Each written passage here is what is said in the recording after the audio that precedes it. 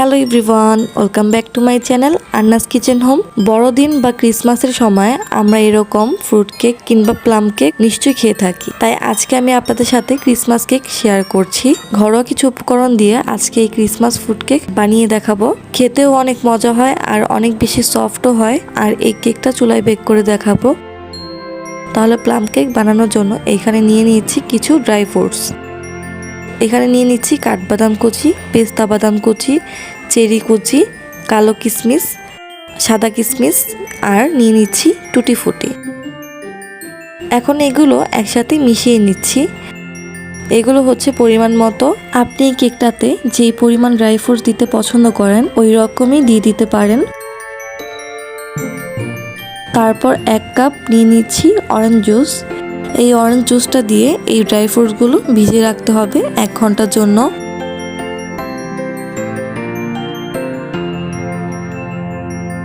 এবার একটা পাত্রে নিয়ে নিচ্ছি 1/2 কাপ দুধ। দুধটা খুব বেশি ঠান্ডা বা গরম থাকার কোনো দরকার নেই, নর্মাল টেম্পারেচারে হলেই হবে। এবার এখানে দিয়ে দিব 1 কাপ চিনি আর দিয়ে দিব 1/2 কাপ সাদা তেল। এখন এইগুলোকে ভালো করে মিশিয়ে নিব। আচ্ছা, এখানে একটা ছোট ট্রিক্স বলে দিচ্ছি।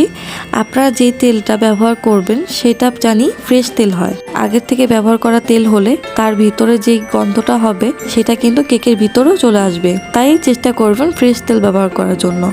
ভালো করে মেশানো হয়ে গেলে এখানে 2 চা চামচ ভ্যানিলা এসেন্স দিয়ে দিব।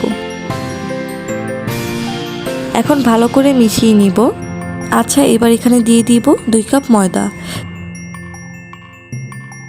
সাথে দিয়ে দিচ্ছি 1/2 কাপ গুঁড়ো দুধ, 1 চা চামচ দারচিনি পাউডার আর স্বাদ মতো লবণ। এখন ভালো করে মিশিয়ে নিচ্ছি। আর মেশানোর সময় অবশ্যই দেখবেন যাতে করে কোনো লাম্পস না থাকে। ব্যাটারটা স্মুথলি মেশানো হয়ে গেলে এখানে আগের থেকে ভিজিয়ে রাখা ড্রাই ফ্রুটসগুলো দিয়ে দিচ্ছি। এখন সবগুলো ভালো করে মিশিয়ে নিতে হবে। এখন এটাকে সাইডে রেখে আমি আপনাদেরকে ক্যারামেল বানিয়ে দেখাচ্ছি। ঠিক পারফেক্ট ক্যারামেল কিভাবে বানাবো সেটাই আমি আপনাদেরকে দেখাবো। তাহলে ক্যারামেল বানানোর জন্য একটা পাত্রে আমি নিয়ে নিচ্ছি 1 কাপ সুগার। আচ্ছা, এখানে প্রথম ট্রিক্স, চিনিটা দেওয়ার আগে প্যানটাকে আগে থেকে গরম করে নেবেন।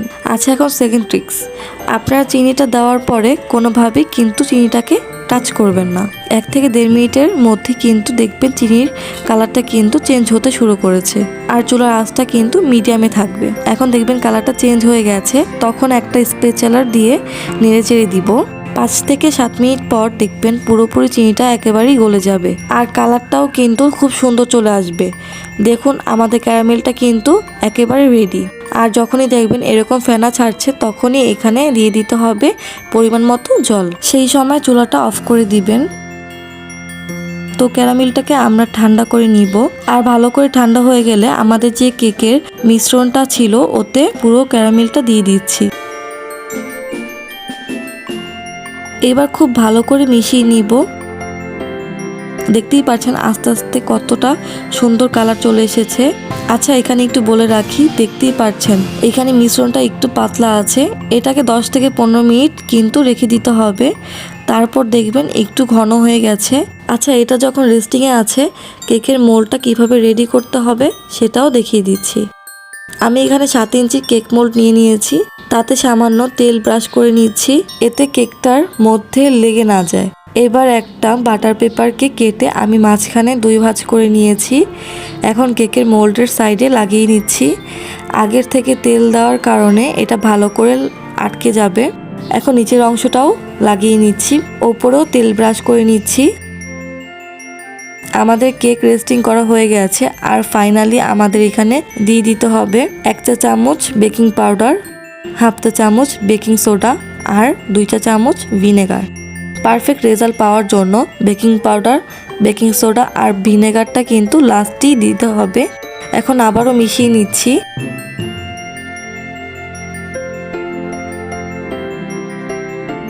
এখন কেকের মোল্ডে ব্যাটারটি দিয়ে দিচ্ছি। এখন এটাকে একটু ট্যাপ ট্যাপ করে নিব যাতে করে ভিতরের বাবলসগুলো বের হয়ে যায়। এখন আমি চুলায় বসিয়ে দিব। আর আমি কিন্তু আগের থেকে 5 মিনিট হাই হিটে পাত্রটাকে গরম করে নিয়েছি। এখন ঢাকনা দিয়ে ঢেকে দিব। আর ঢাকনার যেই ছিদ্রটা আছে ওইটাও অফ করে দিব।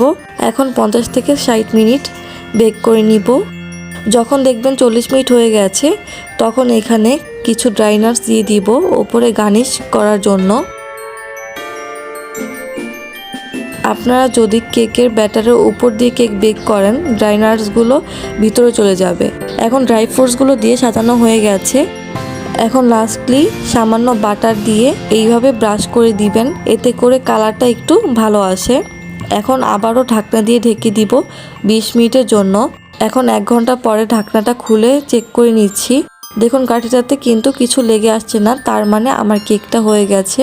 এখন ঢাকনা দিয়ে ঢেকে দিব আরও 20 মিনিটের জন্য। আর এখন কিন্তু চুলাটা অফ করা আছে। এখন আমি আপনাদের ডিমোল্ড করে দেখাচ্ছি।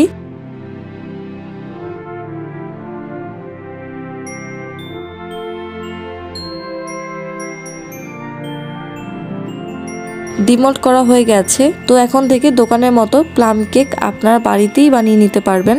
এখন আমি আপনাদের কেটে দেখাচ্ছি। তো দেখুন কতটা সফট হয়েছে এই কেকটা। যদি আজকের ভিডিওটি আমার ভালো লেগে থাকে তাহলে প্লিজ আমার চ্যানেলটি সাবস্ক্রাইব করবেন। আর যারা আগের থেকে সাবস্ক্রাইব করে রেখেছেন তাদেরকে অসংখ্য ধন্যবাদ। আজকের জন্য বিদায় নিচ্ছি। সবাই ভালো থাকবেন।